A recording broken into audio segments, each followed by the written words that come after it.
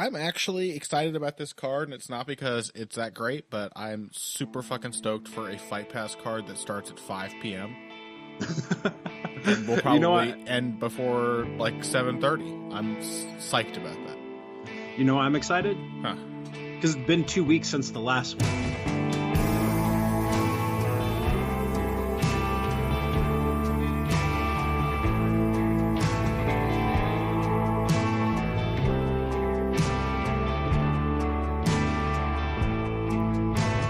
Hello and welcome to Heavy Hands. I am your host, Connor Ruebusch. With me, as always, is Dr. Patrick Wyman. Pat, how are you doing today? I'm doing great. I'm doing fantastic. Feeling energized. We had a nice, this is our second week off from UFC coverage, or really 2 weeks surrounding one blessedly UFC-less weekend. It's been a good time, and it has me actually excited for a card that probably 3 weeks ago I would have wished had never been made, which is UFC Fight Night Werdum versus Volkov. Not a bad card, certainly an acceptable fight night card, the kind of card that really works when your schedule is otherwise kind of sparse. And even just a little vacation has gotten me more hyped than I would have been for Werdum versus Volkov, which is next weekend's headliner, and it's got a somewhat interesting undercard to back it up. What do you think of this one? So my feelings mirror yours. Like if this had come the weekend after the last pay-per-view, I maybe would have skipped most of the card. Like it would not have held any appeal for me. But now you got a week to think about it. I'm like, no, I could stand to watch a fight on Saturday. That sounds pretty good. And you're telling me Fabricio Werdum's going to get in there and do some business? I could probably watch that. Yeah, Tom Duquesnoy showing up, like there's some interesting stuff here, and it's on Fight Pass. I mean, that is, I cannot emphasize enough to anyone listening who works for the UFC, put everything on Fight Pass, all right? I will pay a much higher subscription fee if I can enjoy Fight Pass pacing for more cards, because you compare the Fox Sports 1 experience to a Fight Pass card. This main card is going to start at 5 p.m. for me, and it'll probably be done before I eat dinner, and I am extremely excited about that. I love the fast pacing. I love being able to do something after the fights are done. I really enjoy that experience. So yeah, I'm looking forward to this. I'm ready to get back into the swing of things. And I guess that's a good point to jump in. We're going to be talking about most of the main card here, as well as two interesting prospects on the undercard. But let's go ahead and jump in on the main event. Fabricio Werdum versus Alexander Volkov. I think this is quite a compelling matchup, Pat. Volkov, a really interesting striker, very tall, very long arms. He's essentially now in the UFC's heavyweight division what Stefan Struve was always supposed to be. The long, tall, multifaceted kickboxer who can give anyone problems, who's not comfortable with their striking defense, who can't get past a jab, etc., etc. So how would a dream Stefan Struve match up with Fabricio Werdum? What do you think? So I'm interested in this because I think that Volkov on paper is a much better striker than Marcin Tybura, whom Werdum beat in a back and forth 5-round fight last time out. Yeah. He's got heavier hands. He's kind of got more variety to his game. But with that said, I think the specifics of the stylistic matchup, aside from like the height may play a little bit of a role, but I think stylistically this is actually in some ways an easier matchup for Werdum in that Volkov is very much either a stand your ground or dictate things by moving forward kind of striker. Yes. Like he is not a guy who likes to fight off his back foot really. And we know Werdum is going to want to come forward on him and put together combinations, and Volkov's response to that is probably going to be more to stand his ground than to use his feet to get out of the way. And that is a fairly, I think Werdum can work with that in ways that like Tybura could throw backstepping punches. He took really good angles as he was getting out of the way. It was not easy for Werdum to get him into spots where he could kind of tee off and let things go. Werdum really had to work for that. And I don't think he's going to have quite as much trouble with that for Volkov. He is going to get hit harder than Tybura hit him. So there's that to worry about. And Volkov's willingness to stand his ground and just throw shots it could be a problem for Werdum. But if Verdum's chin holds up, I think he'll kind of pile up the volume here. How much more reach does Volkov have than Tybura? A couple of inches, 2-3 inches, and probably 3-4 inches of height. Yeah, 81-inch wingspan. Sorry, I know this is not great listening, but I do want to find out to see what kind of difference that'll make. Because I really like. I think I'm glad you brought that up first. It's what I would have brought up first as well. It's very clear watching Volkov that he does not like to fight off the back foot. He's got 3 inches of reach on Tybura. It's very clear that he does not like to be backed up. I think in a very particularly tall man kind of way, he does not like when people get past the end of that reach. Tends to either stand his ground to prevent that, as you said, throw combinations, try to just fire back, lots of 1-2s, good right uppercut that Volkov has. That's a very effective punch for that kind of thing as well. But when he is backed up, you get a lot of ducking, a lot of sort of Muay Thai-esque cross-blocking where he's just really trying to cover up and frame and create space, give you something to run into that isn't really threatening. It's more like, just please get away from me. And for a fighter like Werdum, I can definitely see that as an invitation, because Marcin Tybura does not have that lovely, clean technique for his strikes that Volkov does. He is not as crisp a combination puncher, but his footwork is actually there. It's not super technical. You could say in a lot of respects, Volkov's footwork is superior to Tybura's, but Tybura uses his footwork to create angles and distance much more effectively than Volkov does, and can throw punches while he does that. And if you go back and watch Volkov's fight with Struve, it was essentially decided by who was going to be able to come forward, because they both had the same issue. They both kind of were open to be hit when the other pressed forward and threw more than one punch in a row, and it just ended up that Volkov was able to be aggressive enough and to push forward enough that Struve got the worst of it. But I think that was a big part of why it was such a closely matched fight. Volkov is not a great defensive fighter. When he deals with somebody else with long reach, like, the openings appear. It's only when he's coming forward that that technical striking really shines.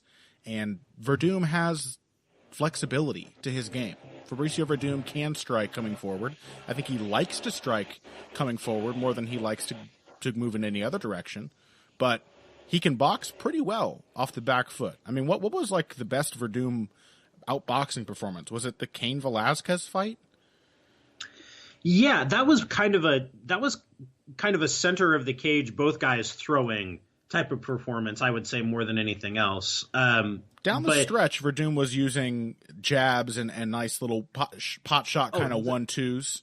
Oh, the two Travis Brown fights. Oh, sure, that's a great example. He did a pretty good job. He's never really been a fight off the back foot kind of guy, but But in a fight where you're both just kind of circling in the center of the cage, Verdum's perfectly competent in that. Like, I think he shines moving forward, but he knows how to catch his breath and stick you on the end of his jab.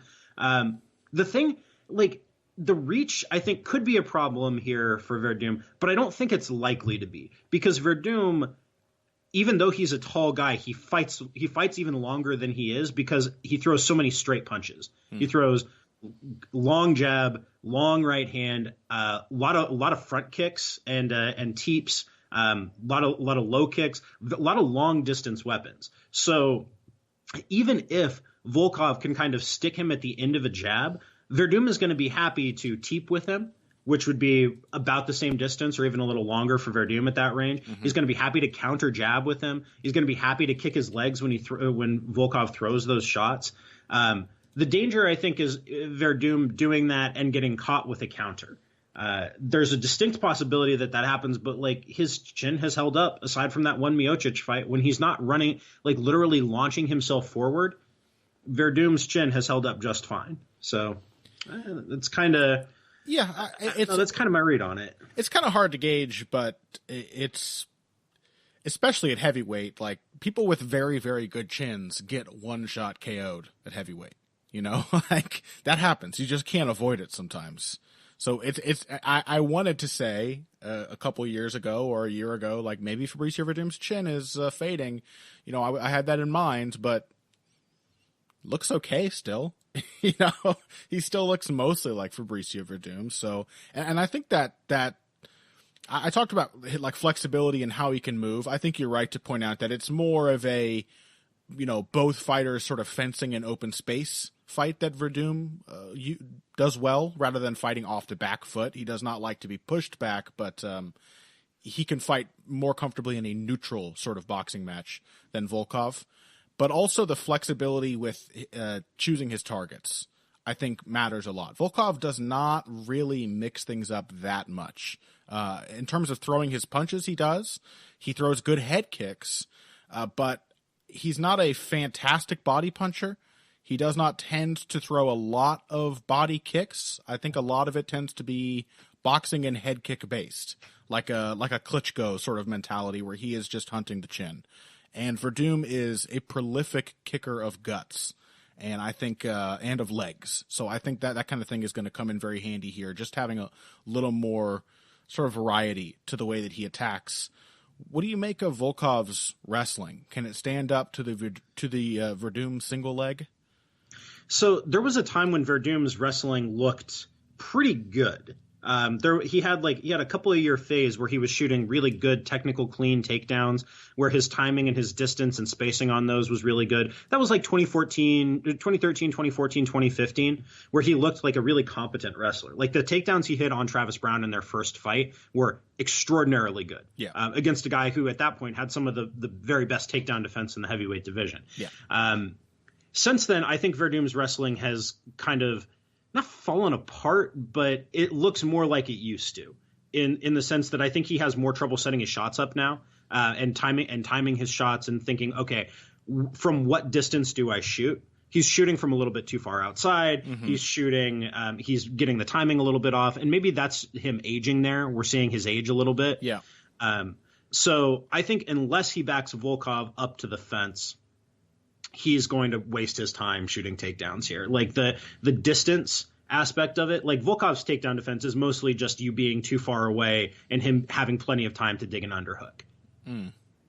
Yeah, I don't think Volkov has great takedown defense, but if Werdum can't set up his shots well, it should be sufficient. Yeah, it's really like it is a worthwhile concern, because that is Volkov's glaring vulnerability. Is that, and also the only time, I mean, Volkov, we're talking about Werdum's chin earlier. Volkov has a tremendous chin. The only time that he has been knocked out was a TKO on the ground. Vitaly Minikov got him down and beat him up. That is where he is vulnerable. But it does kind of seem to me, because of the reach of both fighters, because of how well Volkov does use his jab, because of how well he does stand his ground and throw combinations, and because Werdum is, like Volkov, not a great defensive fighter, it does seem like maybe if we see takedowns in this fight, it's going to happen later on. That Werdum is going to have to maybe have worn Volkov down with some of that body work and forced him into the kind of fight where he is retreating more than he wants to, where he is, as you said, backing up into the fence. And then Werdum can actually, the regression of his wrestling won't really be an obstacle then. Yeah, I think we saw a little adjustment from Werdum, which goes to show kind of, like you said, the adjustments and the target picking that Werdum is really good at mid-fight. Against Tybura, I think he realized after he shot his first takedown and didn't get it, that just straight up shooting takedowns on Tybura was going to be a thing that he tried, but he wasn't going to commit super hard to them. Instead, he waited until they got in the clinch, and then he would try to work back takes from the clinch. Or in a scramble, he would look for openings and opportunities as opposed to just spamming shitty takedowns. Like, because I think he went officially 1 for 7 on takedowns against Tybura. He had Tybura in positions that were threatening at least 3 or 4 times that had nothing to do with takedowns. So I think that may actually be a better route for him here is, let's say he presses Volkov back to the fence, gets him into the clinch. Okay, well, you're in kind of an over-under position. See if you can't work around to his back and work a back take from there. Or hit kind of a weird trip. You're not even necessarily trying to get him all the way down. You're just trying to open up an opportunity for a back take or a guillotine or something like that. Put him on his hands and knees, just kind of break his base. And yeah, I think you're right. And looking at the fight metric play out of the Tybura fight, It kind of, I mean, this is me reminding myself of how a fight I watched actually went by looking That's at what the statistics are helpful for. Yes. Yeah, what actually happened in that thing I definitely saw. That wasn't that long ago, but it was sort of a similar type of fight, as I recall. Werdum managing to finally push the takedowns through later in the bout. And then by that point, Tybura, I think, was exhausted enough from the pace that Werdum had pushed. And Werdum still seems capable of pushing a pretty hard pace when he wants to, that even though the takedowns weren't there in the last round, as I recall, Werdum just kind of kept walking him down and hitting him. And Volkov, I think, is definitely susceptible to being drawn into a more experienced fighter's pace because he, like Anthony Pettis, he doesn't really allow himself the option of getting out of there or creating the fight that he wants if somebody's really pressing him. Mm-hmm. Yeah, I think that's exactly right. And so in terms of what this fight is going to look like, I think this is going to favor Werdum. And if Werdum loses, I think it's going to be because he walks face first into a punch. I don't think he's going to get like outboxed for 5 rounds and lose a decision unless he's just shot, which based on that Tybura fight, I don't think he is. Like, no. I was a little worried for a while. I thought that Verdum's last couple of fights before that were not like they showed his age a little, you know? For sure. The Brown win, absolutely not as impressive as the first fight with Travis Brown, and the Overeem fight we've talked about before, particularly frustrating and sort of an altered return of a classic frustrating Werdum, where it was very different this time around, but it kind of gave you the sense that age was turning him back into the worst version of himself in that fight. Yeah, but the Tybura fight, he looked really re-energized. Mm-hmm. I don't know if he found a fountain of youth or what happened. Take that as you will, but I thought he looked real good in that fight. He looked like himself, and if that's the guy who shows up against Volkov, I think Werdum wins a 50-45 decision, snags a submission in the 3rd or 4th round. I don't think he's going to knock out Volkov, but he has a couple of really good paths to victory. Running into a shot, that's a distinct possibility. That could happen. Yep, possibly getting kicked in the head. If they are in an even sort of trading kickboxing match, Volkov very sneaky with those high kicks. Mm-hmm. But yeah, I'm sort of with you. I'm thinking, like a 49-46, something where Volkov has some success early. Werdum manages to weather that and wear him down and, hunt all those targets like we were talking about. Werdum by decision sounds about right. How about the co-main event, Pat? I know you're excited for this one. It is a light heavyweight battle between Jimmy Manuwa and Jan Blachowicz. And wouldn't you know, this fight happened before.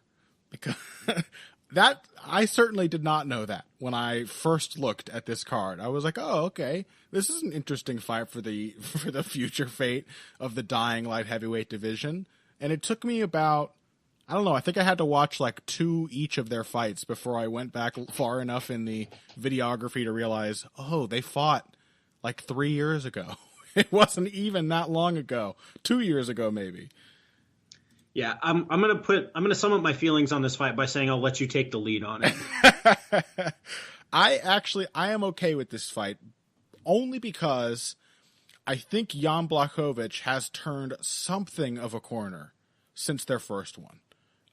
Both guys have developed very, very slightly, and the development is much, much slighter for Manuwa, I think, than it is for Blachowicz.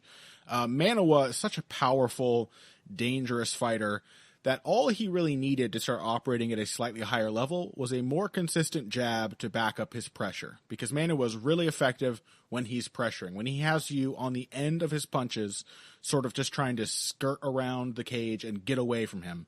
That's when he can set up his shots. That's when you're reacting to what he's doing. And ever since we first saw Manuwa in the UFC, we've been talking about his switch-ups, how good he is at tricking you and setting traps for you when you are exclusively reacting to him. And the first fight had some interesting elements in that Blachowicz was jabbing Manuwa's face off when they were at range, and Manuwa was then forced to stifle Blachowicz in the clinch in an effort to keep the interesting things from continuing to happen. This time around, with Manuwa having a slightly better jab, he might be more competitive in those moments, but I think Blachowicz has finally kind of learned to be active and not to gas out while doing it, which has been a problem for a tremendously long period of his career, that anytime Blachowicz was forced to fight at pace, he either A, didn't, so that he could avoid gassing, or B, did and gassed. And in recent fights, we have seen some improvement from Blachowicz on that front. Especially, I want to talk about the Jared Cannonier fight, which I thought was a really strong performance from Blachowicz, a weak performance from Cannonier as well, but one that kind of interestingly mirrors this matchup, with Cannonier being the more explosive, more powerful, come-forward fighter in that matchup against Blachowicz, who did a good job not putting a lot into his shots, just sort of nicely, slowly meandering around the ring, maintaining distance, forcing Cannonier to continually walk forward, never letting him set his feet. And then the other thing that really stood out in that fight was that when Cannonier tried to wrestle with Blachowicz, A, Blachowicz had more success with his takedowns, but B, he didn't get stalled out in the clinch. He didn't allow himself to be stalled out. There was a moment I remember from that fight, and I know it may sound insane that I remember a moment from Blachowicz-Cannonier when I've just admitted to having forgotten Blachowicz versus Manuwa 1 entirely. But there was a moment in the first round where Cannonier got a tie clinch, and Blachowicz got stuck there for about 15 seconds, and then popped his head out and immediately tried to counter with a leg reap. I don't think he was really going for the takedown, but he destabilized Cannonier's legs and turned him into the fence, so he was able to then disengage from the clinch. And that's the kind of stuff, just having the urgency to go for something to change that position, that's really all Blachowicz needed in the first fight with Manuwa to prevent Manuwa from just tying him up and holding him against the cage for as long and as often as he did. So I think this could be more interesting. I hope it's more interesting than the first fight, because there is a reason that I forgot about it so thoroughly. It was really not interesting. This time around, I'm hoping that Blachowicz can be a little more competitive, and I don't think I don't know. I'm almost tempted to pick Blachowicz. Almost. I think that maybe just those slight changes could be enough to get the matchup he needs. But I'm probably going to stick with Manuwa instead, being a chicken. Yeah, I mean, I think you're overthinking it a little bit, which is that... Overthinking it? How dare you? Yeah, I mean, I think Manuwa is a drastically more talented fighter, and unless Blachowicz finds his chin at range, I think this is going to be Manuwa's fight to lose. Well, I think Blachowicz is a drastically more technical fighter. I don't think he's more technical. I think he, like... let me think of how to put this. Manuwa is never going to be any great shakes as a slickster type of kickboxer. Blachowicz has more tools as a slickster type of kickboxer.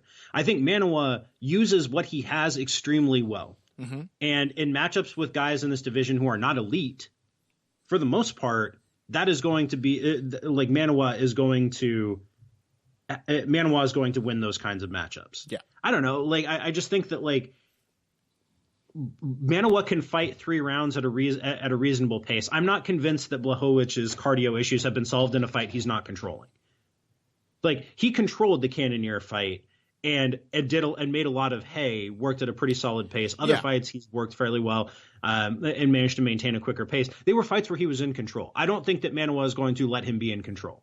Well, I think the reason and I want to come back to their first fight. Uh-huh. Part of the reason that first fight was too close and why there was so much clinching is because Manuwa got injured halfway through the fight. He partially tore his MCL in that fight. So why did he stop kickboxing at range? Because his knee was jacked. He didn't stop kickboxing at range because Blachowicz was beating him up. Well, he stopped kickboxing at range because he couldn't move. He started clinching like a minute and a half into the fight. Yeah, that's when he tore his MCL. Oh. It was literally in the first round. So the reason it turned into a clinch fest against the cage is because Manuwa's knee was jacked. Oh. So I'm just saying, don't give Blachowicz credit for for doing something he didn't do there. Like, I don't have strong feelings about this fight, but like, I think at the end of the day, Manoa is a drastically more talented fighter. He's faster. He hits harder. You love your talent, Pat. You have no love for the boring technicians.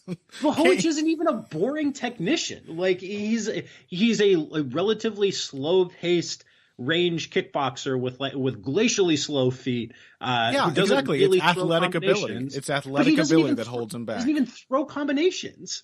Like that. Well, that's what I like about some of his recent fights is that he has been putting his punches together much better. Even going back to the Alexander Gustafsson fight. Remember how competitive he was with Gustafsson on the feet? He got some seriously good shots in, and Gustafsson also had to wrestle Blachowicz to have a comfortable win over him. Gustafsson was actually like, and did he have a comfortable win over him? Yes, he did. Yeah, of course. But Gustafsson's a better wrestler than Manoa because Gustafsson did that to Manoa too. So that's my point. This one could be quite competitive. I don't know. Manoa is much more. Don't confuse competitive with compelling. Well, I don't know. Manoa is a compelling fighter when he's in a competitive fight. I think he's always interesting when his fights are competitive. It's when he's able to just stifle and control somebody that he's not very interesting. But I don't know. I think that Manoa's very. There's not a ton of thought to Manoa's game. Beyond you reacted to this, so now I'm going to throw this. There's not, I don't think, a ton of creativity. I think there is more of that to Blachowicz's game. Blachowicz has really good eyes. He's just not very athletic. I really think that is the thing holding him back. I think Blachowicz, as far as technique and fighting experience goes, is a pretty capable fighter. He's just, kind of slow as shit. But his hands are nice and fast, so I don't know. With the right approach, I think that there are enough holes in Jimmy Manuwa's approach to fighting that Blachowicz could actually make it interesting. Jan Blachowicz is the kind of guy that Jimmy Manuwa has beaten the shit out of consistently in his UFC career. A relatively slow-footed kickboxer without a drastic number of other tools to work with, is the kind of guy that he has feasted on. That Manoa has feasted on his entire career. I don't think you're giving Manoa quite enough credit. Again, I don't have strong feelings about this, so I don't know why we're getting drawn into this discussion. I know, right? But especially, I know you don't give a shit about this fight. Yeah, the three guys that Manoa has lost to in his UFC career are Alexander Gustafsson, Anthony Johnson, and Volkan Oezdemir. What in the world does Jan Blachowicz have in common with the three guys who have beaten Jimmy Manoa in the UFC? Well, he has enough in common with Alexander Gustafsson that he was able to kickbox competitively with him. That's a cop-out of an answer. No, it's not. You have literally gone to MMA math. It's not. Blachowicz made a very good case for himself in that Gustafsson fight. He made a really good count of himself. That's confirmation bias to the point where you're saying that because he was competitive up to the point where Gustafsson realized that he could just take him down and beat the shit out of him from the top. Yeah, but that hasn't been happening lately. Also, Manoa did not just effortlessly take him down. He held him against the fence. Oh my God. Okay, we need to stop talking about this because this is an insane amount of energy to expend on a fight that does not matter in any meaningful way. You had better hope, my friend, that Blachowicz doesn't win, or this is going to be Dalby Cummings all over again. Give a shit. You've made Blachowicz you always do this with these kind of mid-level guys where you're I think he's actually really good. No, he's a fucking mid-level light heavyweight. That's all he is. Stop making him out to be something he's not. Well, it doesn't mean he's trash, Pat. He's a mid-level light heavyweight in the fucking UFC. He's one of the 10 best light heavyweights in the world. I know that's a shitty fucking division, but... And Manoa is better than that. Okay. Manoa's 38 years old. How old is Blachowicz? 35? Something like that? Oh, yeah, a real fucking spring chicken right there. I'm just... Yeah, I'm sure Manoa's going to come out and he's going to lose in 36 seconds. He's going to get knocked out. I've been crossing my fingers this whole time. He's just going to get knocked out. Instantly. Body kick, left hook, he's done. I had an epiphany. What's that? So this disagreement is actually about where you draw the line between capital P, capital F, perfectly fine fighters and actually good fighters. That is a very good way to phrase it. That's who is perfectly fine and who is actually good. Yeah, I like that. I like that. I think we should really enter these terms into the lexicon of the show. I agree with that. This guy's a PF fighter. This one's AG. Yeah, because I think that's where so much that is actually what so many of our disagreements. That is actually the core. That is literally the only difference between us when it comes to evaluating fights. I like guys who are perfectly fine. You prefer them to be actually good.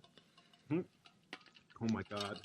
I feel like we've just turned a key that's unlocked something profound.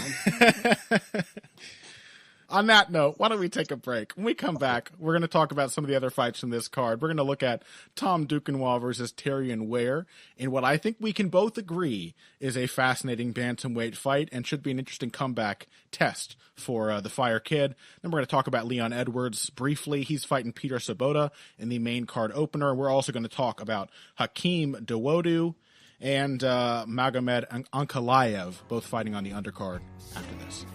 Hey everybody, thanks for listening to this week's Heavy Hands. If you like what you hear, please consider pledging to support the podcast on Patreon. Patreon is basically continuous crowdfunding. You sign up to contribute a certain amount per month to help us with production costs and the like, and in return you get rewards ranging from a mention on the Heavy Hands website to a question or topic of your choice being discussed on the show. We have a lot more in the works to reward you for your help, and we appreciate every contribution. No amount is too small. Just head over to patreon.com and find how you can help out, the only show dedicated to the finer points of face punching. Now let's get back to it. Hello and welcome back to Heavy Hands. Pat, I think therapy helped. You know, I think I can understand your perspective more now, and I feel like we can not forget this, but move past it. You know what I mean? Yeah, it's going to be a hard road, but I think we can do it. We're already well on our way. And to get us started on that road, Pat, why don't we talk about a bantamweight banger that we are both, as I mentioned before, actually quite interested in. I think, anyway. Me for two reasons, because you know I like Terrion Ware and Tom Duquesnoy. But I know that we're both big fans of Tom Duquesnoy. After that surprising loss to Cody Stamann in his sophomore UFC effort, Duquesnoy now is basically trying to get back on track. What do you make of this matchup, and what do you think we need to see from Duquesnoy to have a sense if he is on the right path again or not? So I think what we need to see from him is mixing things up.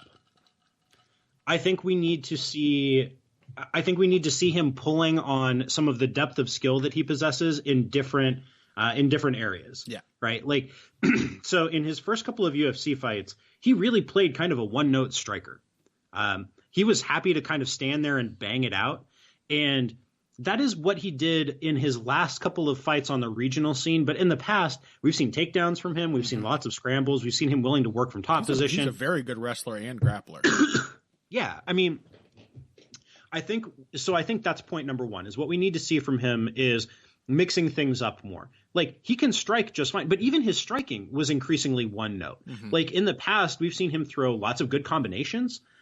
We've seen him putting together punch kick combinations. He looked a lot more like kind of a one note Muay Thai guy who wanted to play kind of like a long guard type of thing. Yeah. And throw a left body kick, throw one or two shots at a time, and then get into the clinch. And we've seen him in the past put together three punches and a low kick. We've seen him look more Dutch style. I would like to see him mix that up, mix up different approaches, mix in the takedowns, mix in the clinch.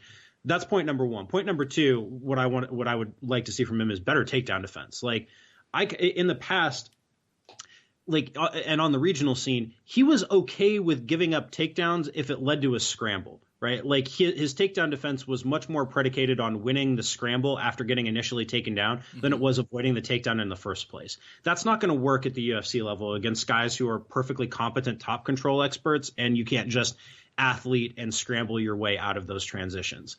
So avoid the takedowns in the first place, mix things up on the feet, work on your defense, get hit less. Like, there's a few things. They're all fixable things. Like, he's young, he's improving, but just like.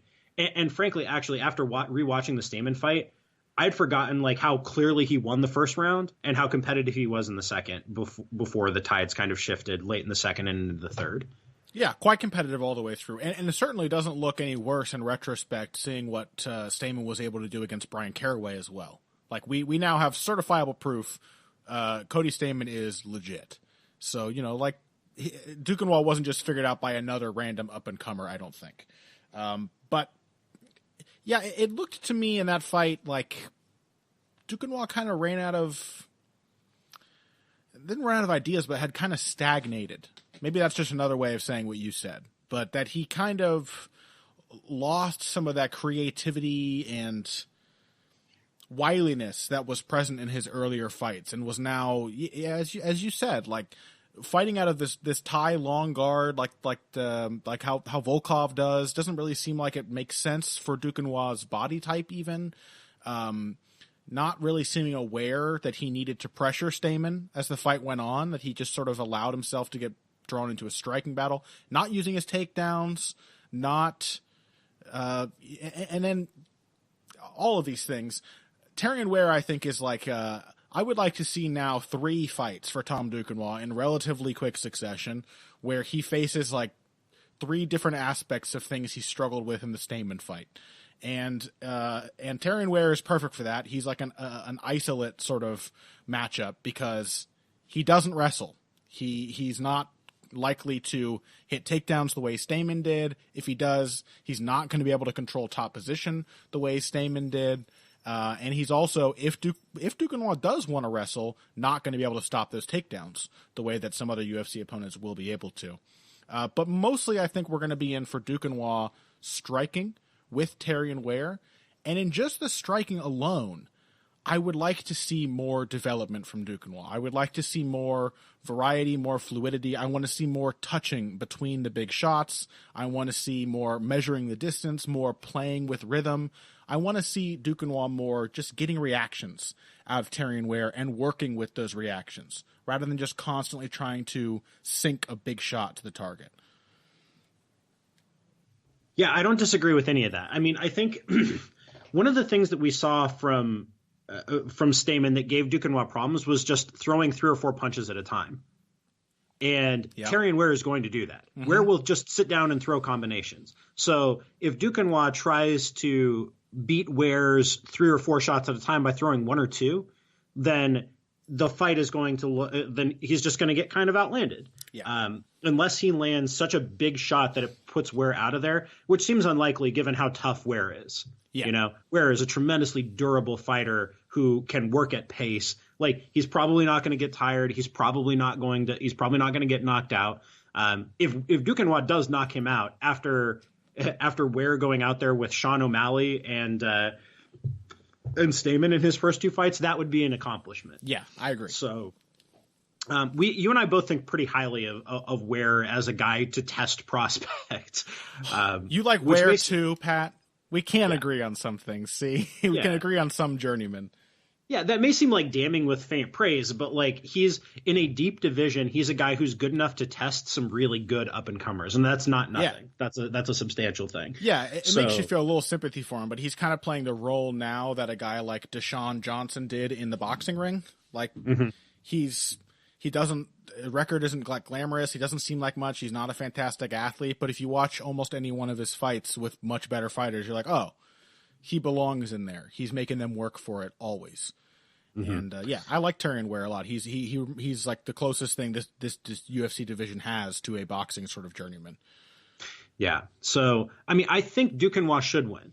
Like, if unless the talent that we saw from him on the regional scene was kind of a mirage, and I don't believe that it was, or his chin is kind of cracked after years of kind of tough fights against tough competition in the regionals, which is a possibility, then Ware could put it on him, and Duquesnoy's UFC career will end up being kind of a bust. But I think that go on. Yeah, but I think that's like kind of like Tomas Almeida, you know, like We've seen Almeida's chin just fall apart in his last few fights, and I think a lot of that has to do with him having had a long career against tough journeymen on his way up.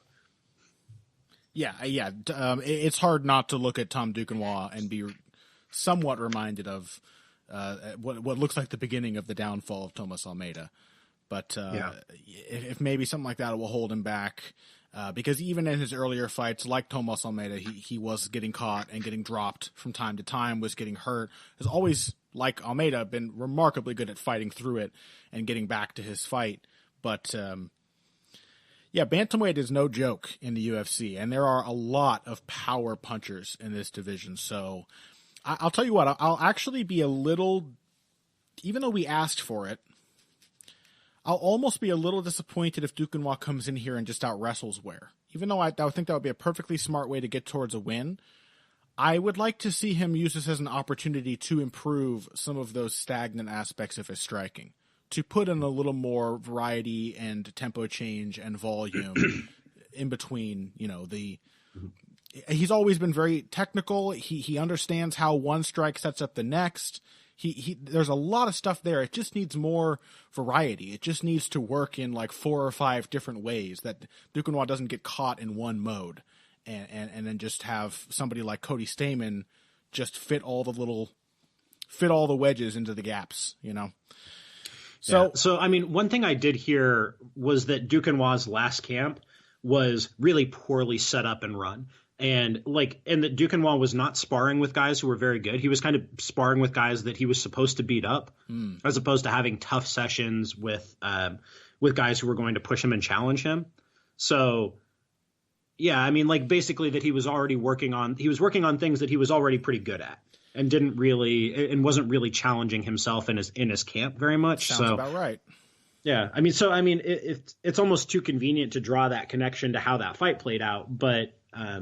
Well, I hadn't heard that, and stagnant was the word I chose for a reason. It did. If I look back in hindsight with the thought that, oh, this guy beat up all of his sparring partners in camp, yeah, he looked a little surprised that Cody Stamann wasn't willing to play that game with him, and looked a little shook by that. So that makes sense to me, and hopefully that will be corrected this time around. Yeah. So yeah, I mean, because we both have a lot of faith in Duquesnoy. He's a talented guy. Mm-hmm. I still think he's going places. This fight is going to be a revealing one. It'll tell us a lot about what direction that is. But okay, so let's move on here a little bit. Yeah. What else we have? We want to talk a little bit about Leon Edwards. Is that right? Yeah, Leon very Edwards briefly. Peter Sabota? Very briefly about Leon Edwards. Although Peter Sabota deserves a little bit of praise here too. He had a pretty frightening performance. Granted, it was against Ben Saunders, who has not been looking great lately and has never been particularly good at standing up to aggressive punchers.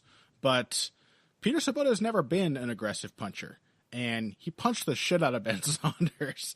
I still have some terrifying photos from that fight saved on my computer because he was making some very mean faces while throwing some very ill-intentioned punches.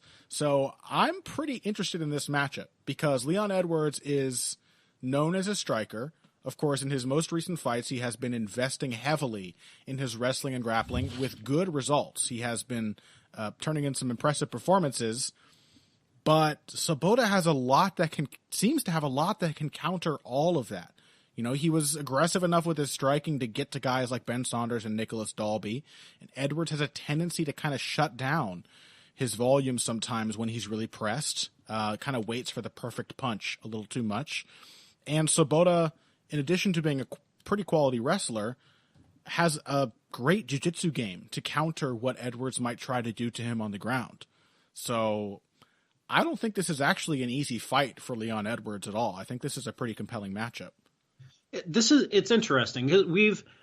I was really high on Leon Edwards when they signed him back in 2014 because what he was doing on the regional scene in terms of picking guys apart with strikes, he was a really smooth, really crisp, really powerful puncher.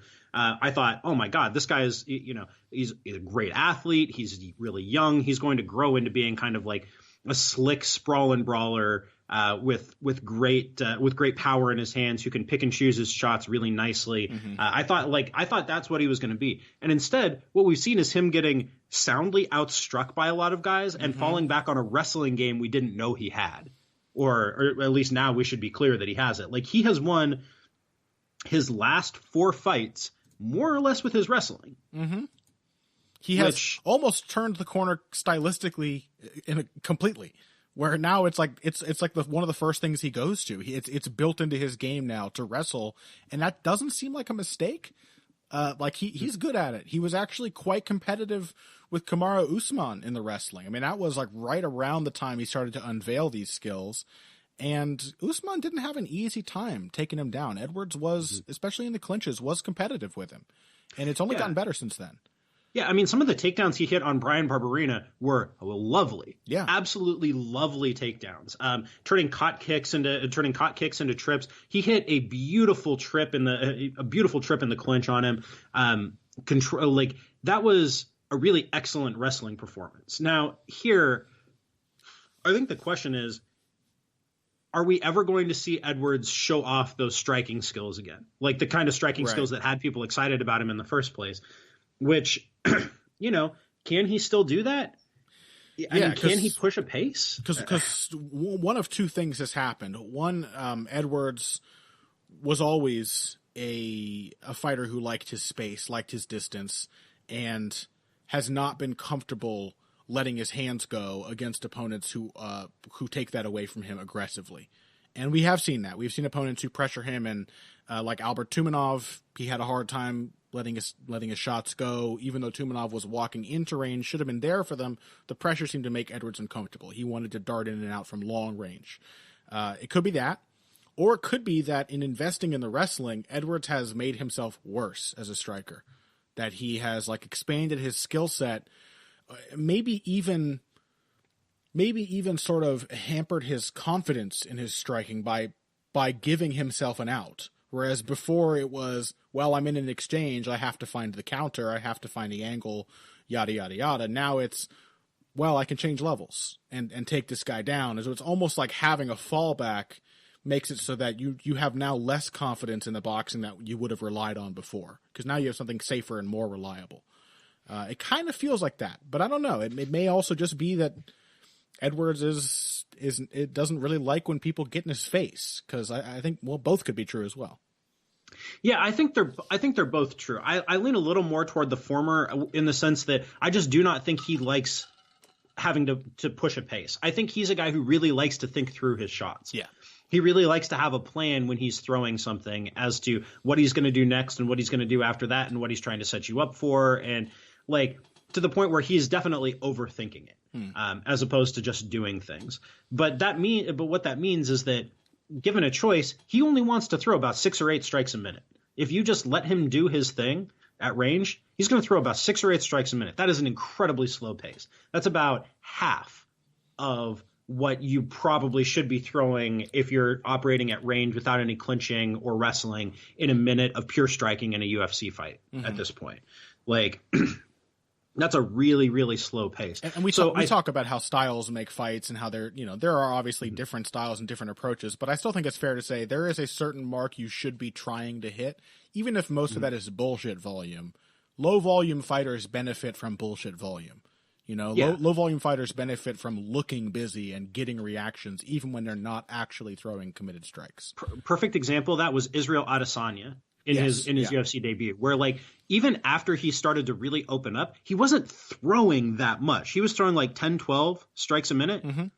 But Leon Edwards is not Israel Adesanya. Yeah, but he could benefit from some of those. I mean, I think Edwards has the ability to just measure and touch and paw and flicker with his hands a little more, and just create openings rather than hoping that one comes to you before the guy who's chasing you manages to hit you first. Oh, absolutely. I don't disagree with that at all. What I mean is that there are some fighters who can get away with working at a slow pace. Yeah. Like old ass Mark Hunt can get away with working at a slow pace. Yeah. Because every shot that he throws really counts. The thought process is there. He's been reading. Edwards, I think that's the kind of game Edwards would like to think that he's playing, but is not actually. Yeah. And maybe a game he could afford to play if there were 7 rounds to his fights, but there aren't. Yeah. So, so it's kind of puzzling. And I kind of wonder at this point, he's been in the UFC for 3.5 years. We've seen he's had 1, 2, 3, 4, 5, 6. He's had 8 fights in the UFC. He's not a greenhorn prospect here. It's about time for him to be starting to take steps up. So Sabota is going to be a really good challenge, because Sabota has no problem pulling the trigger. Sabota will just throw, and he can wrestle, and he can grapple. And he's a pretty good athlete too. So Edwards is not just going to out talent Sabota in this fight. Yeah. I think it's really interesting for that reason. Sabota's a veteran. He knows, he knew The way to approach Ben Saunders was to go after him. Swing hard and put your punches together and do not let him reset. Do not let him set his distance. Don't let him find his openings. Just keep hitting him, basically. And I think a similar approach could work against Leon Edwards. And yeah, I don't know. I think this is going to be really dicey. I really don't have a strong feeling on how it's going to play out. Some part of me tells me that Sabota might be able to win this, but the other part of my brain says that I'm just thinking of all the ways in which Sabota can counter Edwards, and I don't know. Yeah. Edwards just doesn't do enough on the feet. So yeah, this is so in the break, you and I were talking about how one of the major differences in the way that we approach fights is how we draw the line between fighters who are capital P, capital F, perfectly fine, and fighters who are capital A, capital G, actually good. Yes. And so like this fight, both guys are perfectly fine. Both Peter Sabota and Leon Edwards are perfectly fine fighters. They're, like Edwards is like fringe top 15 and Sabota is somewhere between like 15 and 20 if you were lining up all the UFC welterweights right here. Like Leon Edwards could be actually good. The question is whether he will become actually good. I think to beat Peter Sabota, unless you're going to like snap one of his ribs with a front kick like Kyle Noak did, you need to be actually good at this point.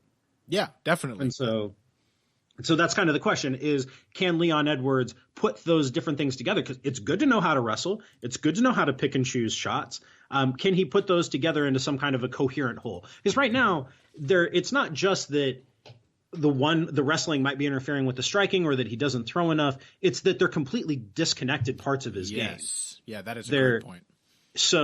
But to beat somebody like Sabota, you can't just be a pretty good wrestler and a good low volume striker. Like there needs to be something more to what you're trying to do out there. And so I guess that's what we're going to find out is, does Leon Edwards have something more? Yeah. This conversation's only making me more intrigued for this. I mean, as you said, it's a perfect fight for Leon Edwards where he is in his career right now. It's going to end up being a 3-round grind fest where Edwards just takes Sabota down 4 times, lands 12 strikes over the course of 15 minutes. Almost certainly. It's going to suck, but it's going to be one of those fights that sucks that I'll be watching all the way through because narratively I am interested in it. Yeah. Well, we have 2 very exciting prospects to talk about to finish off this segment. Yes. Mean Hakeem Dawodu, who is like the platonic ideal of a prospect that I just fucking love and go wild for, and Magomed Ankalaev. So Dawodu, if you've never watched him, he came up in the World Series of Fighting organization, has had all of his fights under the World Series of Fighting banner, is a former Muay Thai fighter, like a legit Muay Thai fighter with huge power in his hands, great athleticism, nasty in the clinch, and pretty slick technical skills on the feet.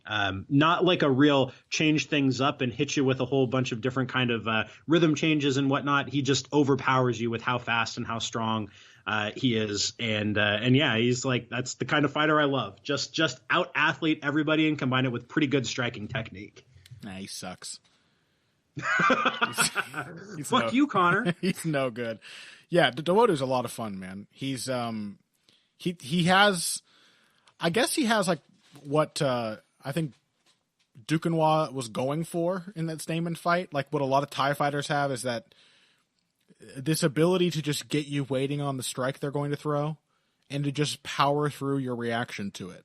Like one of the most terrifying things you'll ever see is a Thai fighter who realizes that their Farang opponent is trying to check their low kicks but doesn't like how it feels. And then they just let him check and kick him in the shin a million times until he falls down. Dawodu doesn't do that, but he does give me that vibe where it's like he is there to be hit. He had quite a fun back and forth fight, at least in the first round with Steven Seiler, and got caught with some big shots. Seiler's got some decent combination punching, and they were trading. But each time Seiler caught Dawodu hurt Seiler in response. He looks like a very competitive, athletic striker, and looks like a lot of fun.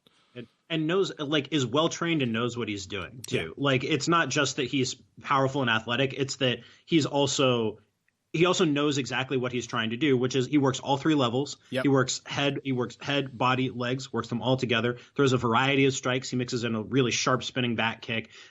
He puts together combinations. He lever punches really well with his left hand. So he'll throw 2-3 left hooks, one right after the other. So the left hook, I think, is his, Thai fighter kicking your shins, is like, that Duodu is going to throw a left hook. Then he throws a second one and a third one, and every single one of them, like, pounds your blocking hand into your head so hard that you leave the imprint of your palm. Like, that's the kind of dude he is. That's the kind of stuff that he throws. He's got a lot of holes he needs to fix. His takedown defense is like decent, but it's more about athleticism than really strong technique. Yeah. He did spend this camp at Jackson Wink, as far as I know, or has spent time there. So maybe that will be fixed. But maybe he and Dukenwa got to work together. Is Dukenwa still there? I think he was there. I'm not sure. What I wouldn't pay to see that sparring session. Seriously, Duodu and Dukenwa. Holy shit. Duodu is actually doing this camp at SBG Ireland. He did. He did spend some time at Jackson Wink. Okay. Let's see. Magomed Ankalaev. Yes. Magomed Ankalaev. So just murdered Wagner Prado in a fight in a fight last year. Like, has incredibly powerful ground and pound. He has what I think at this point seems like the fairly standard mix of skills that we see coming out of that part of the world, out of Dagestan and Chechnya, where pretty solid, fundamentally sound, straightforward boxing with some traditional martial arts style kicks, not outstanding defense on the feet, pretty measured pace, not really gonna throw a ton of strikes, pretty measured approach, but then a really strong wrestler and exceptional ground and pound. A really, really, really, really disgustingly powerful ground striker. So he's fighting Paul Craig, who has kind of spotty takedown defense and likes to grapple from his back. If Craig grapples from his back, Ankalaev is literally going to knock him out from top position. That's the kind of ground striker that Ankalaev is. So I'm very excited for him. I think he could be a capital G guy in a division that desperately needs some capital G guys. Like, the guy is really, really, really talented. He's beaten good competition. He's got a deep set of skills. He can do a lot of different things. I would expect to see him. I expect to see him kind of in the top 10 or top 15 before too long. Yeah, God, the ground and pound is scary as shit. I just watched the finish of Wagner Prado. Yeah, really strong, really athletic, big, like a true light heavyweight, not kind of a bulked up middleweight. Like a crisp striker, could stand to throw a little more, but that's true of a lot of guys who come out of that part of the world. Yeah, I know we just sort of tangentially talked a lot of shit on the light heavyweight division as a whole throughout this episode, but there might be a pretty interesting next generation of light heavyweights. Like there's some solid guys in there. There's some people like the Nikita Kryalovs are still out there. We got Iwan Kudalaba doing his thing in there, and guys like Magomed Ankalaev. And despite getting absolutely starched by Sam Alvey, I think that Proknia, what was the guy's name? Blanking on everything now. Hold on, I'm gonna find it. Proknio could actually turn into a decent light heavyweight as well in time. So. Who knows? Might actually be an okay division by the time we're all dead. Well, and over in Bellator, you have Vadim Nemkov, one of my very favorite prospects. A guy I've been high on for a very long time, who is very good. So, yeah, I could see, but he's over in Bellator. Yeah. But there's an okay next gen. It's just a little spread out and they're basically all Russian or Eastern European. So from a marketability perspective, I suppose that's a challenge for the UFC to try to figure out, UFC and Bellator. But that's the way you got to go, dude. If you want like big dudes who are good at fighting, they're all going to be like Dutch or Scandinavian or Eastern European. That's the case in boxing as well. Look at cruiserweight, man. It's all just amazing Eastern Europeans. That's true. Yeah. All right. Well, let's take one more break. And that ends our preview of UFC Werdum versus Volkov. When we come back, we are going to get into a segment topic suggested by one of our patrons. We are going to talk about great fights that, to us, stand the test of time and sort of get into why we love them after this. Financial support is fantastic, but there are other, even easier ways to support Heavy Hands. Perhaps the best is by spreading the word. We know our fan base. You're all cool, popular people with serious social media presences. You're tastemakers and trendsetters. Okay, there are one or two of you that don't fit that description. You know who you are, but no matter what, you can always help us out by telling folks about the show. You can also give us a positive rating and review on iTunes and Stitcher, things like that. We rely on word of mouth and positive feedback to grow and improve, so thank you very much for your time and your help. Now, back to the show. Well, then welcome back to Heavy Hands, and we are going to get into a topic suggested to us by Chris Rainey, whose name I hope many of the listeners of the show will recognize. If you don't know Chris for his artwork, much of which has to do with MMA and combat sports, you should definitely check him out. That's RINI, but Chris is also supporting the show and has actually been so kind as to support us at the $20 level, perhaps even just to get this question in there, but I'm quite excited for this question. He wants us to talk about great fights that stand the test of time and why they still hold up, why these are fights that essentially, to me, this is, what are the fights that you insist on continually watching, even though they happened many years ago?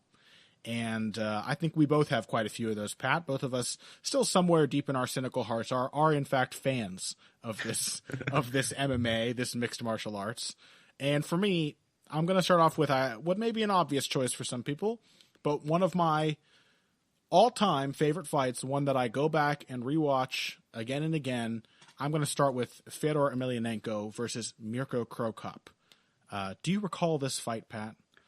I do recall this fight, and if you had not mentioned it, I was absolutely going to. I think that this is maybe the fight from before 2010 that actually holds up the best. Yeah. In terms of the variety of skill sets that it brought into play, the strategy employed by both guys, the level on which it took place, the quality of their skill sets and how they were applied, even the pace was much closer to what we're used to seeing than most fights of that time. And for heavyweights too, small heavyweights, but heavyweights. A pretty consistently fought bout. Anyway, do you want to go through the rest of our picks, and then we'll just kind of have a discussion? Yeah, sure. Okay. Sure. Okay. So my first pick is GSP versus Karo Parisyan. So this was from, I think, 2004. But the grappling exchanges in this fight looked like they belong 10 years later. They look like much more something like we're used to seeing today than most fights at that time, which tended to have long periods of established control. Mm-hmm. In this one, there were tons of they traded takedowns. There were lots of scrambles, lots of creative uses of position and submission attempts. It's a fight that really it looked like a preview of what MMA was going to look like down the road, I think. It was GSP very clearly won the fight, but Parisyan gave a good accounting of himself and did so in ways that were reminiscent of the kinds of things we were going to see from fighters years and years and years down the road. It was like looking into the future, I think. Yeah, also a very helpful reminder of just how murderous GSP's UFC schedule was and always has been. That he fought Karo Parisyan, I think that was his first UFC fight. Yes. I believe it was. Yeah, it was. That was his first UFC fight. Before that, he fought Pete Spratt and Ivan Menjivar, two very quality fighters, and then was like Karo Parisyan, Jay Heron, Matt Hughes, Jason Miller, Frank Trigg. It was like nonstop quality, and Parisyan, I think, belongs in that company, given his performance in that fight. Next one for me, one that I think people may have forgotten about, but one that I encourage you to go back and watch. This one I pick mainly just for the excitement value. Rob McCullough versus Donald Cerrone from the WEC was an absolute war. Both guys dropped each other multiple times. More Cerrone dropping McCullough than the other way around, but McCullough definitely made Cerrone work for it. And if you think that Donald Cerrone is a fighter that sort of, if you've seen some of his more recent fights, especially like the Till fight, and you think, I saw the Dos Anjos fight too, and yeah, he kind of folds when he's put under pressure. No, sir. Donald Cerrone can fight back. If he survives that first round, he can get very, very mean for the rest of the fight, and this one's a great example of that. Yeah, there are so many that we could choose from kind of older school WEC. Yeah. It's kind of weird to think about basically all of the WEC as old school at this point, but you could rewatch the entirety of that last WEC event, WEC 53, and still enjoy the hell out of it. Oh, absolutely. That was that is one of the all-time greatest MMA events, period. And in fact, at some point, we should do a rewatch with commentary of that. We absolutely should. That is. I'm trying to think. Is that my favorite event ever? That may be my favorite event ever.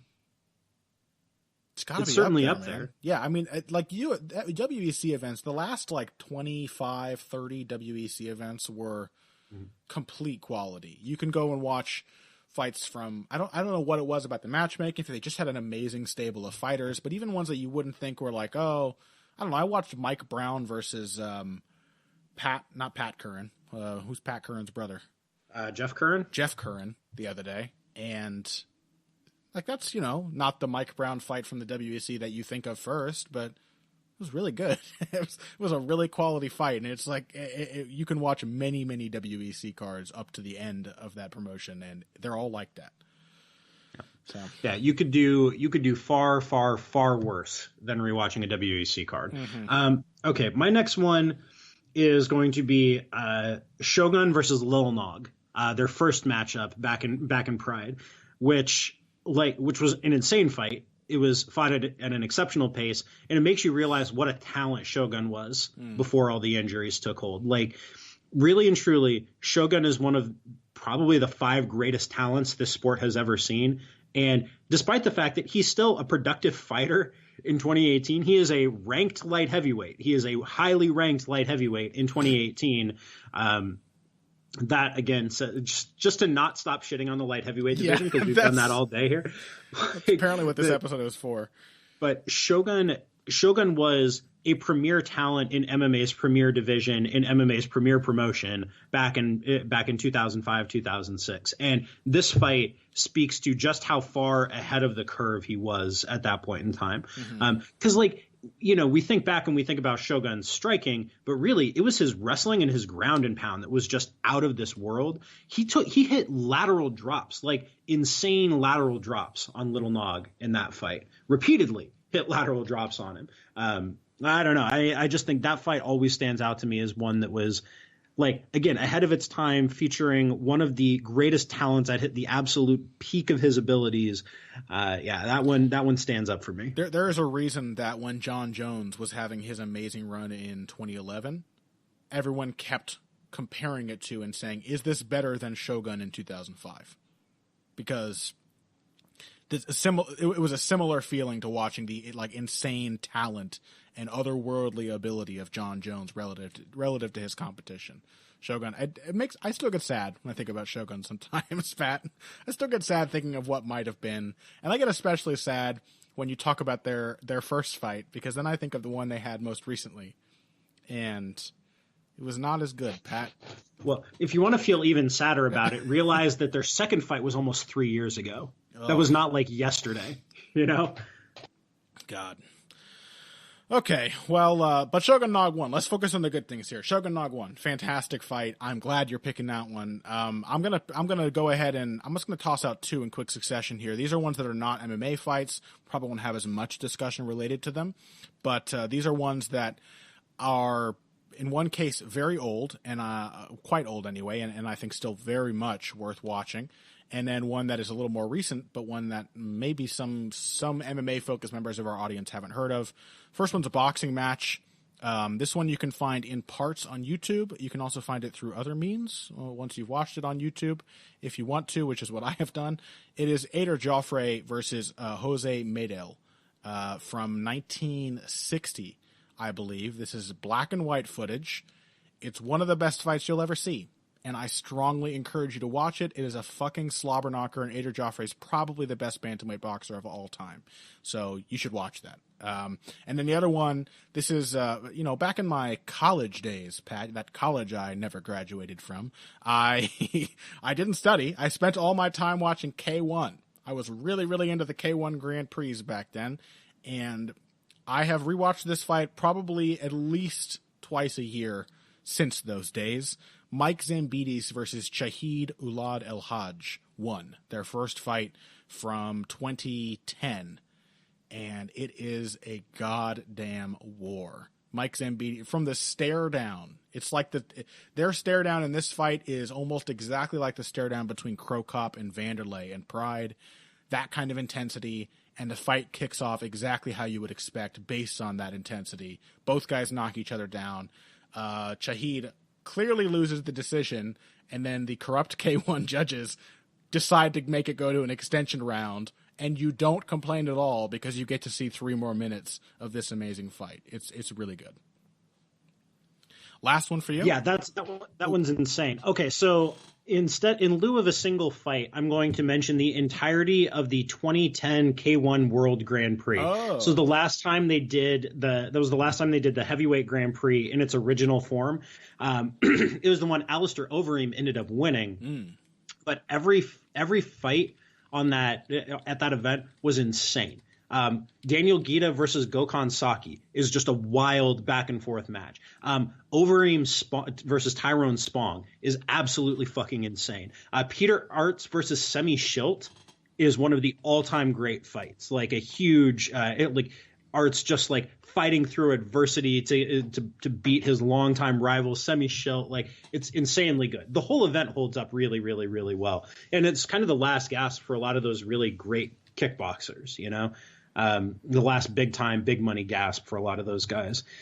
So that whole event basically is worth watching on the kickboxing front. Remember the golden age of heavyweight kickboxing? It's kind of weird that it almost feels like from a visibility perspective, the sport has disappeared, but it felt really, really big back in like the 2000s, right around the start of the 2000s. The heavyweight kickboxing was the shit. It really was, man. I don't know. I'm getting a little reminiscent here for the Peter Ertz, the Ernesto Hoost days. Yeah, that was a time, man. Basically all of those fights hold up. You watch Kro Cop Hoost from what was that, like 96, and that's still a fight that holds up. Mm-hmm. Yeah, I watched Hunt LeBanner the other day. Shit still holds up, man. Still a good ass fight to watch. Okay, so let's go ahead and talk about what makes some of these fights stand out to us, what keeps them in our minds, why we think they hold up. Some of these are somewhat recent, which unfortunately you kind of have to do sometimes with MMA to get things that are even remotely relevant, because it's just not that old of a sport. But I want to come back to this for a second. Before we start looking for commonalities in fights that hold up, I want to talk about why so many fights don't hold up. And I think, and for me, that's why I don't think I don't have any interest in watching an MMA fight really that took place before about 2001 or 2002. Like, it's such a dramatically different sport that it feels like I'm not compelled by what I'm watching, really. Like, I don't think if I had started watching MMA at that point, if I had been exposed to it, I would have had any interest in it, because everything is so disconnected. It seemed so straightforwardly like a style versus style matchup. And like, after you've answered that question of what beats what, I'm not that interested in it anymore. Like, I don't think it would have continued to compel me. It's only really when you start to get into fights in 2001, 2002, 2003, 2004, 2005 that, to me, you start to get something that is recognizably what modern MMA is. And that's what interests me. Yeah. From my perspective. I wish I had found a good example then, because one that I was going to, I really like this fighter, but I couldn't really settle on a fight that was like a great fight that holds up. But I would have loved to talk about Igor Vovchanchin, like fighters whose styles stand out as maybe something ahead of their time. Like Vovchanchin was to the early BJJ players what people like TJ Dillashaw now are to wrestlers. You know, it's like just an earlier stage of that kind of adaptation. But you don't see as much of that in early MMA. It is very much style versus style. It's, you know, I do love watching the Gracie stomp and shit, but some of it doesn't really hold up. From those early bouts, it's really like the narrative that still makes them compelling. Like, I still have watched Sakuraba versus Royce Gracie more than once, even though it's like 80 minutes long. But it's because it was like a compelling story going into that fight. And even though a lot of it's boring, that still makes it compelling. But that similar kind of action, I agree with you, doesn't always hold up for me from the older fights. Yeah, I think I'm glad you mentioned Igor, because to me, Igor is basically the only guy in the 90s whose game really stands out to me today as somebody who's like, oh, yeah, that works. Because even Vitor Belfort back in the day, like somebody who has competed through all of these different eras, Vitor's game then is not what Vitor's game is now. It was much more raw and unfocused kind of aggression and power. And like the barrages of punches for which he was famous were, if you look back at them, pretty fucking ugly. And so too was even a guy like Vanderlei Silva at that point in his career. Vanderlei only really started to look like the fighter that we know and understand in about 2000 or 2001. Mm-hmm. Yeah, and was really a brawler up to that point. Yeah, I have a certain fondness for the early era of Vitor Belfort when he would just throw railroad 1-2s, and then after he knocked the guy out would run around screaming jiu-jitsu. That was my favorite, but the technique doesn't exactly hold up in retrospect. Yeah, and I tend to agree with you. Like it's hard to watch. I don't know. I think you can say the same thing about boxing, but you have to go back a lot farther to see a kind of boxing that really bears no resemblance to modern boxing. You need to go back to the 1910s to find boxing that is not recognizable as the modern sport. Yeah, and even then you can still find guys who you're like, oh yeah, like Jack. You watch a video of Jack Johnson and you're like, oh, what he is doing is recognizably boxing. Yeah, or you watch like a Joe Gans and you're like, holy shit, Joe Gans is like the Vov Chanchin of boxing. Like this looks like modern boxing. This guy's shoulder rolling and throwing combinations and you can still see those glimmers, but you have to go back far, far, far because boxing has been operating under more or less the same exact rule set for a long time now. And so it's just different. And I'm not going to be such a hipster that I'll claim that I spend my time watching a lot of, Bob Fitzsimmons. Not that there's a ton of footage like that out there, but, if I'm just watching to enjoy an old fight, it doesn't always hold up. It's more of I'm researching this because it's interesting sort of thing. Mm-hmm. Yeah, I mean, I think there's an extent to which, because what exists from those earlier eras of boxing is disproportionately guys who were really good, that maybe there's a little bit of selection bias in terms of what the sport looked like at that point, because we're looking at guys who were so obviously outclassing their competitors and doing things that became best practices later on.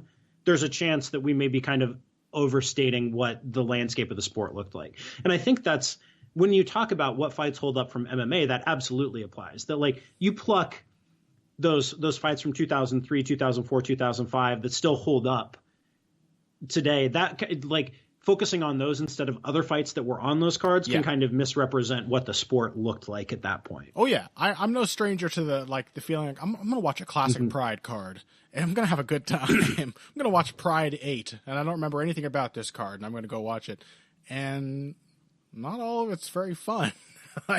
As it turns out, many of these fights are people not exactly knowing how to. It's like both guys stall out and don't know how to stop, or don't know how to start going again. They just don't have the options available to them. It's hard to overstate, like, if you're thinking about what MMA looks like in 2018, just how much more happens in a fight now than even happened 6 or 7 years ago.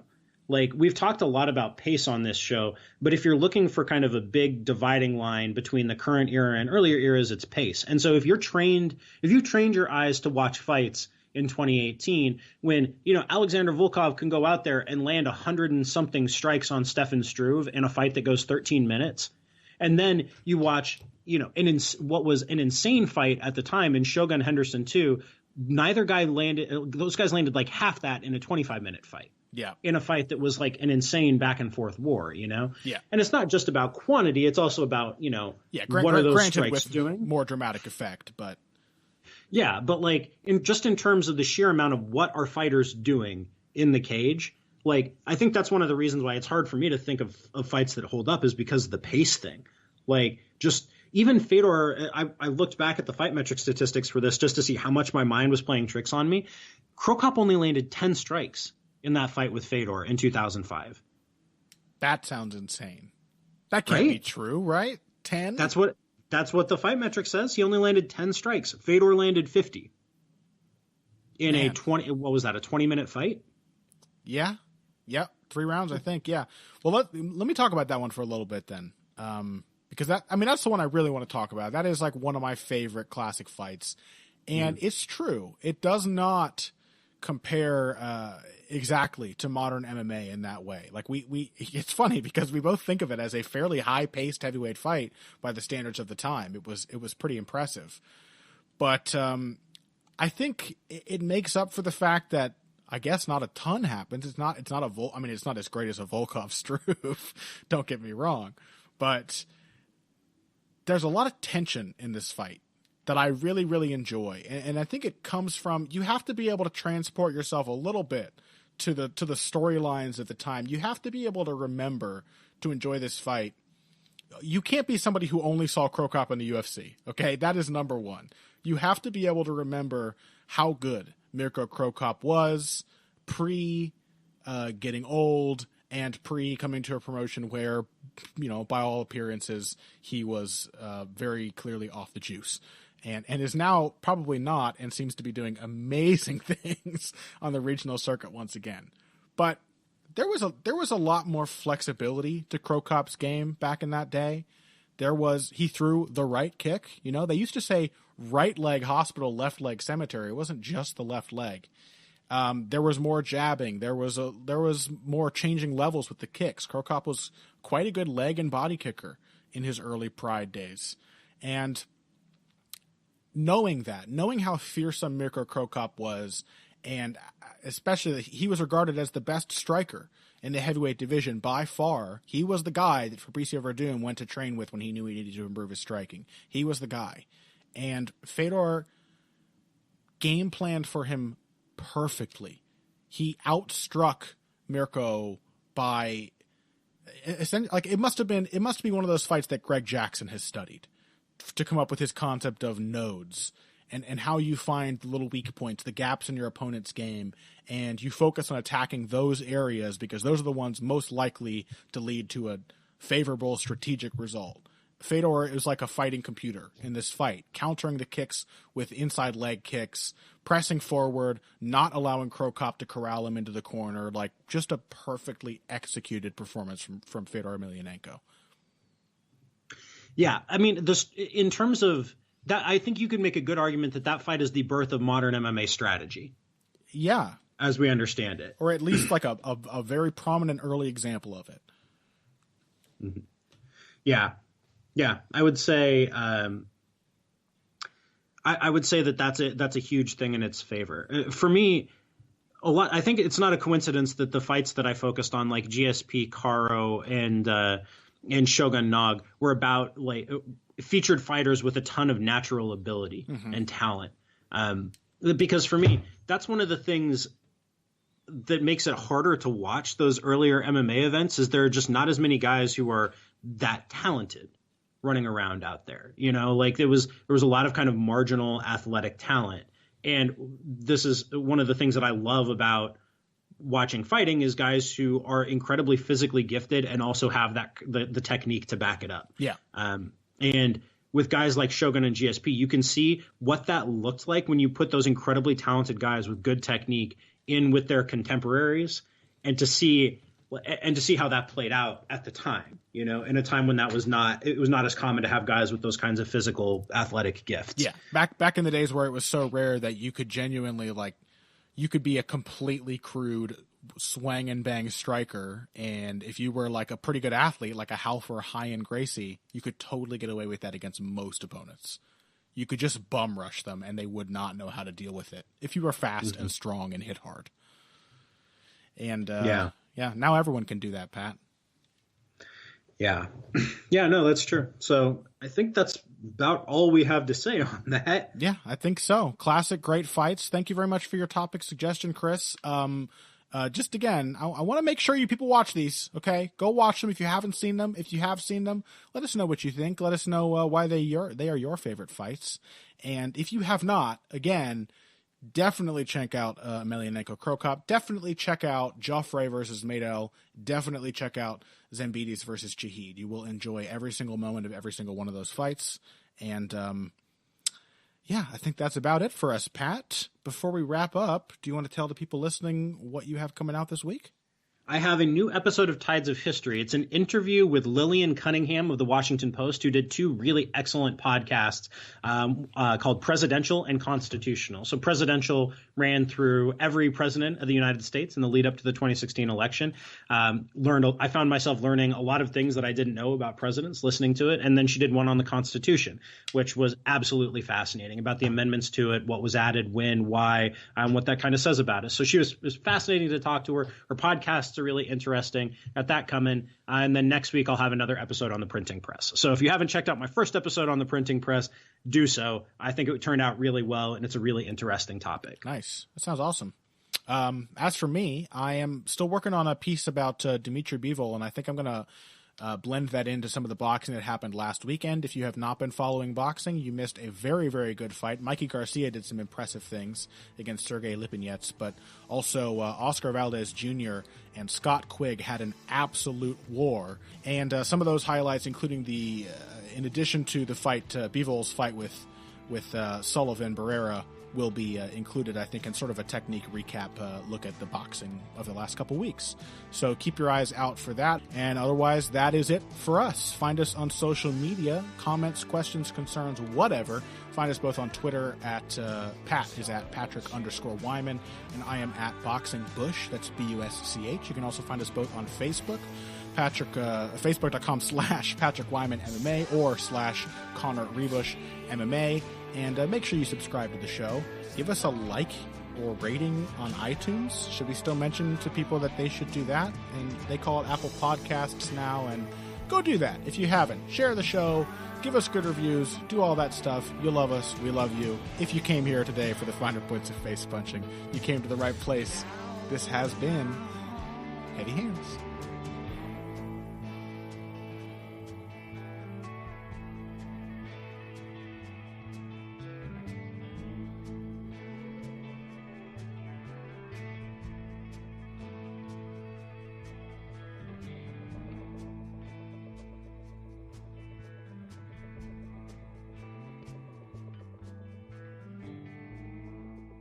What are you saying? Are you trying to say John Vellante is not actually good?